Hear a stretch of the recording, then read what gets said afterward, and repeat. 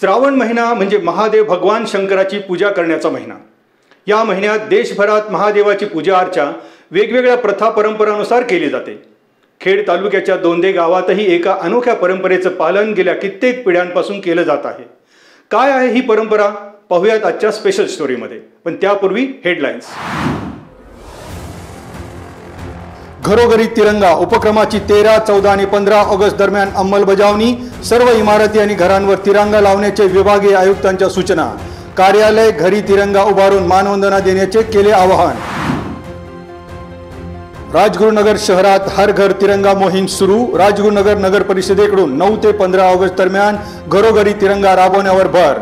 शहरातील जिल्हा परिषद शाळा क्रमांक 1 आणि 2 मध्ये तिरंगा यात्रेचा यशस्वी प्रारंभ।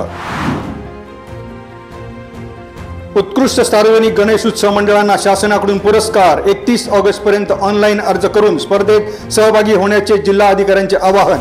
महाराष्ट्र राज्य उत्कृष्ट सार्वजनिक गणेश उत्सव मंडळ स्पर्धा 2024 चे आयोजन।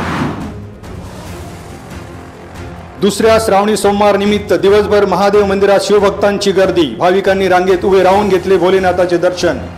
दोंदे येथील श्री दक्षिणेश्वर मंदिरातील तांदळाच्या पिंडी पाहण्यासाठी भाविकांच्या रांगा।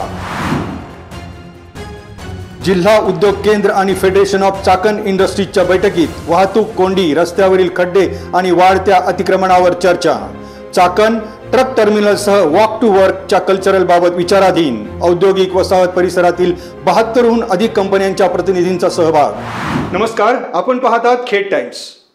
आता वळूयात आपल्या स्पेशल स्टोरीकडे। खेड तालुक्याच्या पश्चिम भागातलं दोंदे गाव राजगुरुनगर पासून अगदी काही अंतरावर।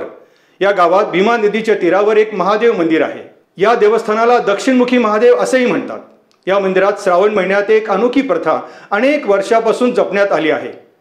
दोंदे गावचे ग्रामस्थ ही परंपरा दरवर्षी मोठ्या भक्तिभावाने पूर्ण करतात।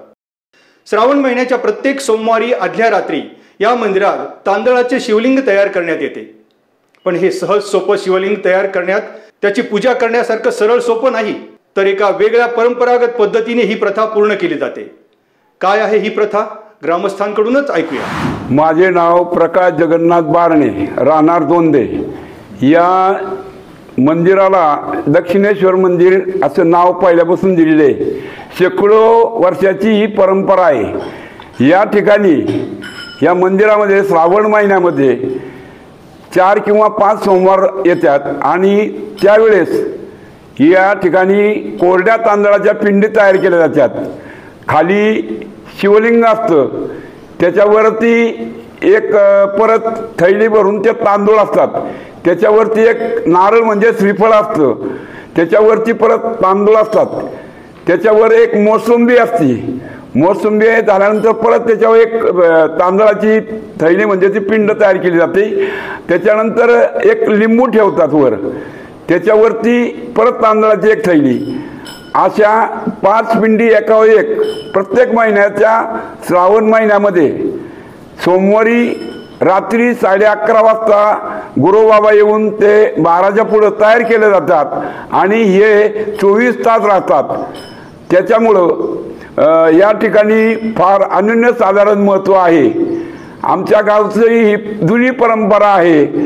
समोर चंद्रभागेसारखी भीमा नदी आहे आणि भीमा नदीच्या काठावर हे शिवलिंग अतिशय सुंदर आहे। या ठिकाणी लांबून लांबून लोक येतात दर्शनासाठी। या ठिकाणी सकाळच्या वारी प्रसाद म्हणून खिचडी आणि केळीचा वाटप केलं जातं। अशी आमच्या गावची परंपरा आहे। दादाभाऊ बारणे, आमची या शंकर मंदिराची दक्षिणेश्वर नावाची आहे आणि आजपर्यंत जुन्या परंपरेपासून 100 वर्षाच्या अगोदर आमच्याही अगोदरच्या परंपरेपासून परंपरा चालत आलेली आहे। आजही त्या पद्धतीने आम्ही आजपर्यंत जुनी परंपरा चालवित आहोत। भजन करणे, इथे येऊन दर्शन करणे, दिवसभर लोकांची सारखी गर्दी असते।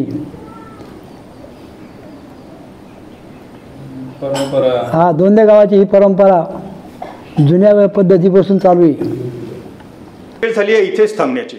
पुन्हा भेटूया एका हटक्या स्टोरीसह। धन्यवाद।